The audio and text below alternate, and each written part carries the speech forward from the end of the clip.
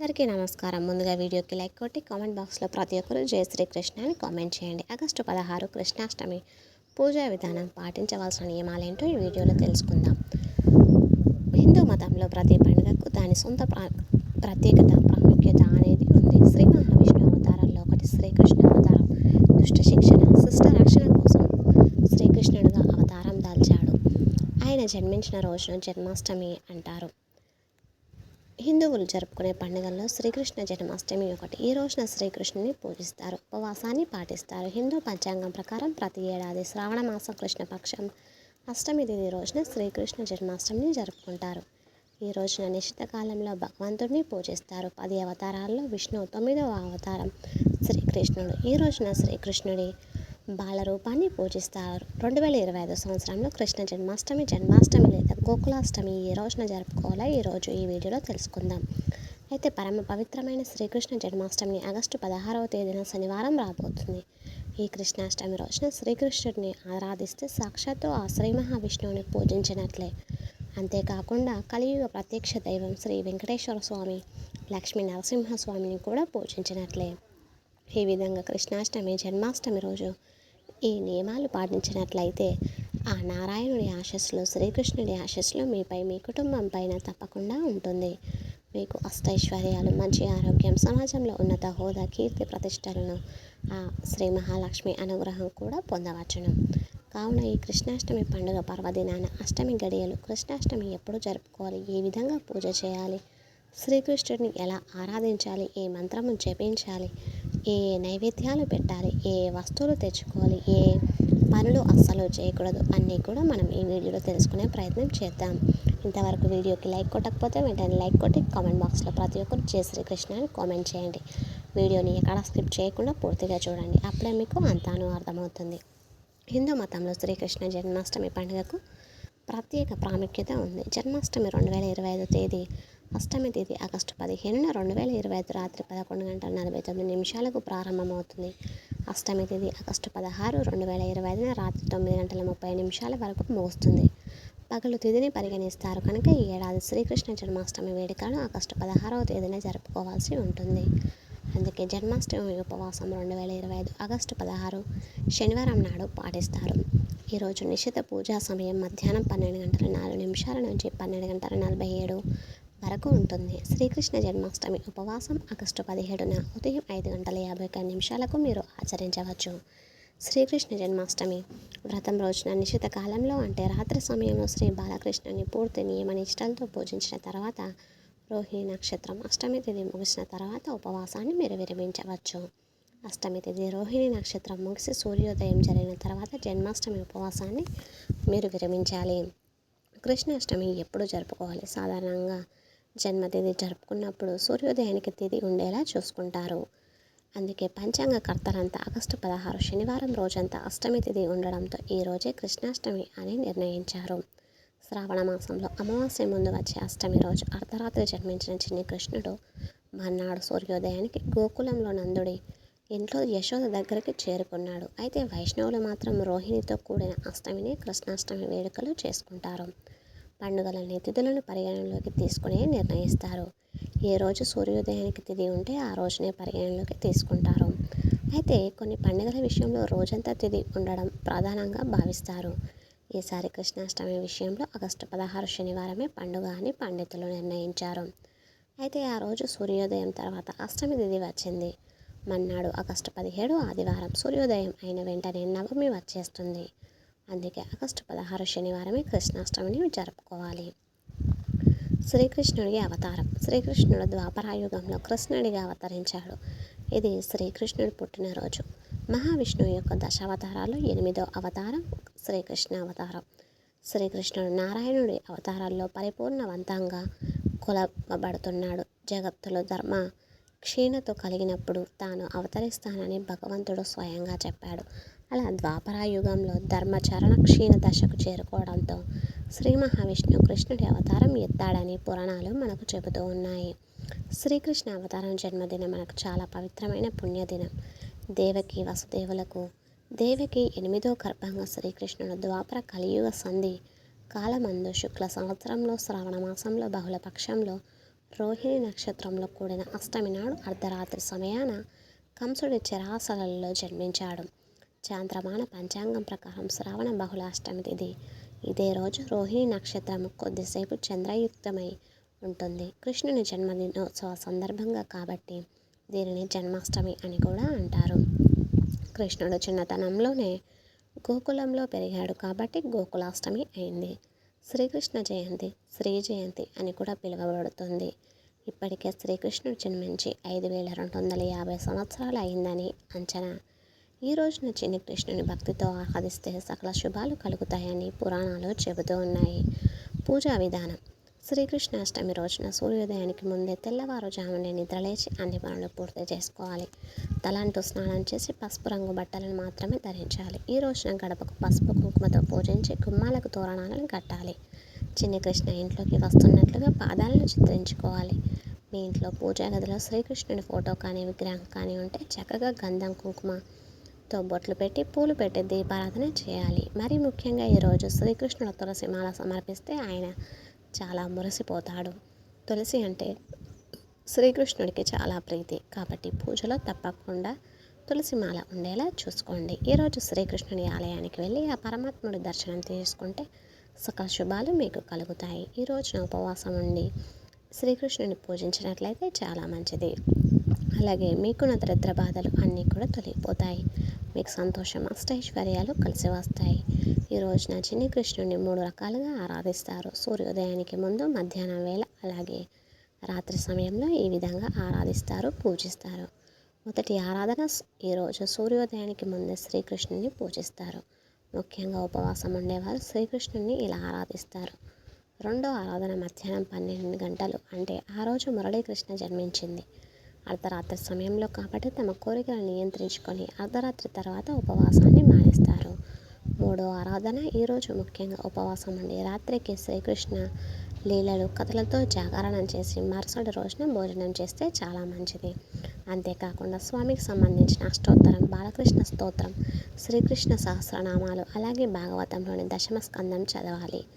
అలానే ఆలయాల్లో అష్టోత్తర పూజ, కృష్ణ సహస్రనామం పూజ చేస్తే వారికి వంశాభివృద్ధి, అష్టైశ్వర్యాలు చేకూరుతాయని పండితులు చెబుతూ ఉన్నారు.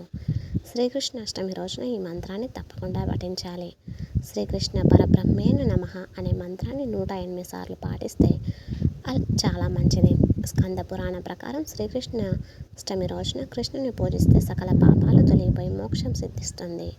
అలానే సంతానం లేక బాధపడేవారు శ్రీకృష్ణాష్టమి రోజున శ్రీకృష్ణుని పూజిస్తే బుడి అడుగుల చిన్నారి కృష్ణుడు తమ జీవితంలోనూ అడుగు పెడతారని విశ్వసిస్తారు. సంతానం కోసం ఎదురు చూసేవాళ్ళు ఈ రోజున శ్రీకృష్ణుని పూజించి ఆరాధించి శ్రీకృష్ణునికి వెన్నె అటుకులు పాయసం చేసి నైవేద్యంగా పెడితే తప్పకుండా మీకు సంతానం కలుగుతుంది.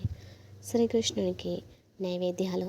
ఈ రోజున శ్రీకృష్ణునికి వివిధ రకాల నైవేద్యాలను సమర్పించాలి. మొత్తం 56 రకాల నైవేద్యాలను సమర్పిస్తారు. అయితే అందరికీ 56 రకాల వంటలను ఆయనకి ఇవ్వడం కష్టం కాబట్టి వాటి స్థానంలో వెన్నతో తయారు చేసిన ఏదైనా తీపి వంటకం లేదా వెన్నను శ్రీకృష్ణునికి సమర్పించుకోవచ్చు. లేదా కాసిని అటుకులలో కొంచెం బెల్లం వేసి సమర్పించిన ఆ శ్రీకృష్ణుడు ఎంతో సంతోషపడతాడు.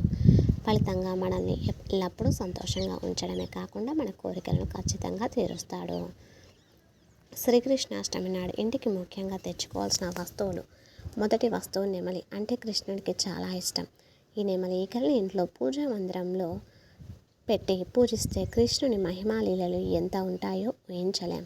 ఇంట్లో ఉన్నటువంటి నెగిటివ్ ఎనర్జీ తిప్పికొట్టే శక్తి నెమలి ఈకలకు ఉంది. నెమలి కానీ మీ ఇంట్లో ఉండే పిల్లల నుండి పెద్దల వరకు అందరి మనస్సు ఉప్పొంగిపోతుంది. చూడడానికి చాలా అందంగా కూడా ఉంటుంది. కానీ మరి ముఖ్యమైన విషయం ఏమిటంటే నెమలి ఈకలను నెమలి నుండి పీకి తీసుకురాకూడదు. నెమలి నుండి ఇప్పుడు బయట నెమలీకలను అమ్ముతూ ఉన్నారు, అవి మాత్రమే తెచ్చుకోవాలి. శ్రీకృష్ణాష్టమి రోజున కొని తెచ్చుకొని మీ ఇంట్లో ఉత్తర గోడకు తగిలించి పెట్టండి. కృష్ణుని అనుగ్రహంతో మీకు తరతరాల తరగని ఐశ్వర్యం వస్తుంది. ఇక రెండవ వస్తువు ఏమిటంటే వెన్న.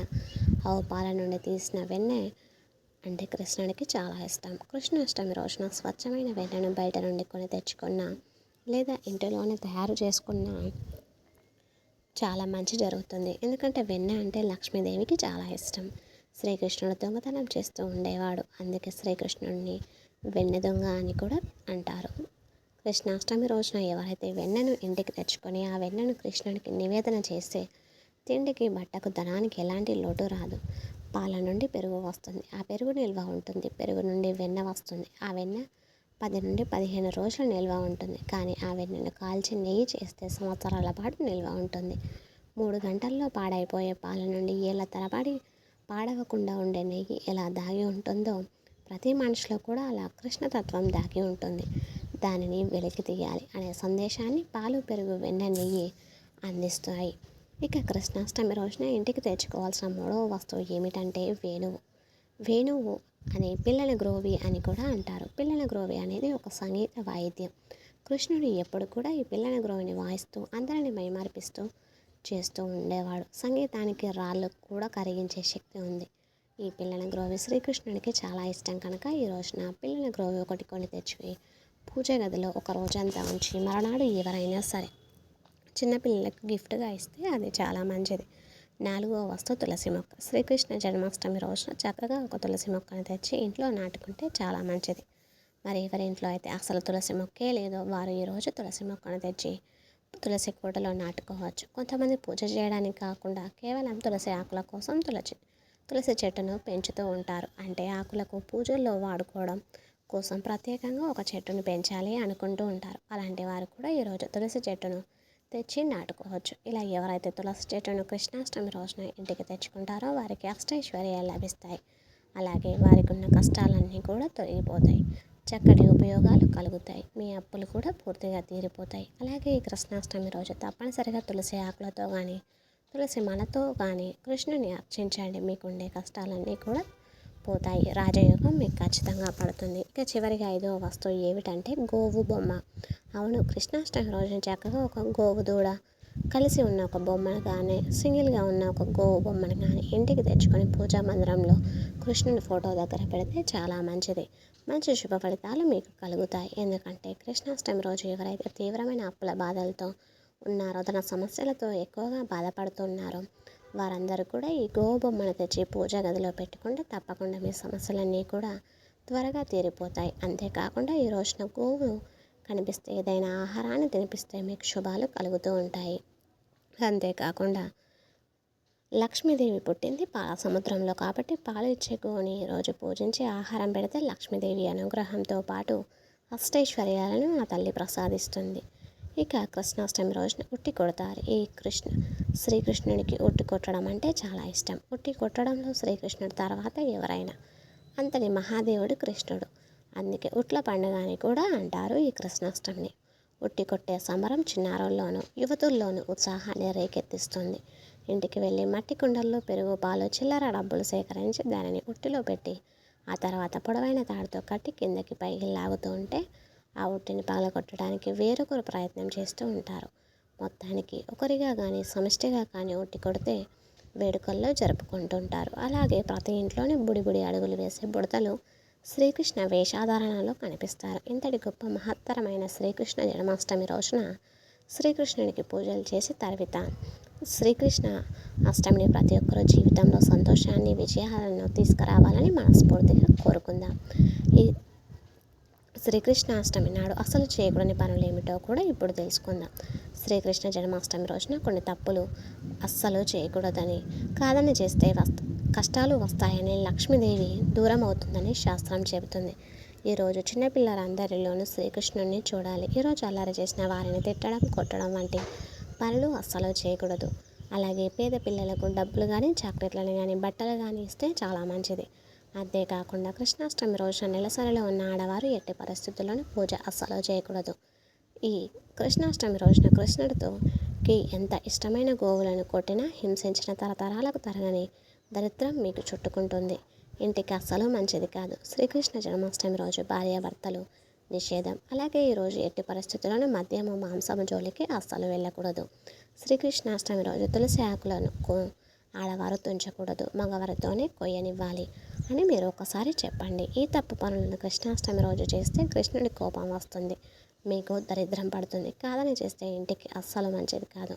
ఇంట్లో వారందరికీ కష్టాలు ఎదురవుతూ అయని తరతరాలకు వదిలిన దరిద్రం ఎదురవుతుందని పండితులు చెబుతున్నారు. మీకు ఈ వీడియో నచ్చితే తప్పకుండా లైక్ చేసి షేర్ చేయండి. మరిన్ని మంచి వీడియోస్ కోసం మన ఛానల్ని వెంటనే సబ్స్క్రైబ్ చేసుకోండి. ఇంతవరకు ఈ వీడియో చూసిన ప్రతి ఒక్కరికి ధన్యవాదములు.